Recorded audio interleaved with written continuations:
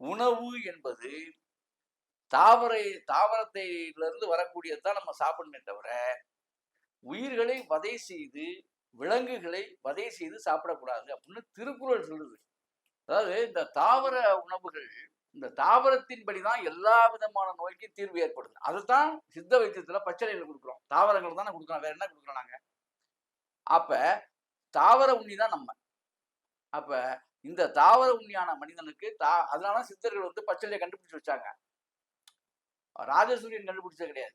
நம்முடைய முன்னோர்கள் தாத்தாக்கள் சித்தர்கள். அப்ப இந்த சித்தர்கள் வந்து ஒவ்வொரு நோய்க்கும் இந்தந்த மருந்துன்னு சொல்லி கண்டுபிடிச்சாங்க. அவ்வளவுதான். அவங்க அந்த தியரி கரெக்ட்டா இருக்கு. உங்க வாழ்க்கையில உங்களுக்கு நன்மை ஏற்படணும் அப்படின்னா, சித்த மார்க்கத்துல நீங்க சரியா வந்துட்டீங்கன்னா, எல்லா நோய்க்கும் மருந்து அதுல இருக்கு. சவால் விட்டு சொல்லுவாங்க.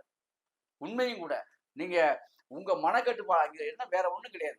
இப்ப ஆங்கில மருத்துவ சித்த வைத்தியத்துக்கு என்னன்னா, ஆங்கில மருத்துவத்துல கண்ட்ரோல் கிடையாது. அவங்க மருந்து குடுத்து ஏதோ சரி நீங்க போங்க இத மாத்திரைய போடுங்கம்பாங்க.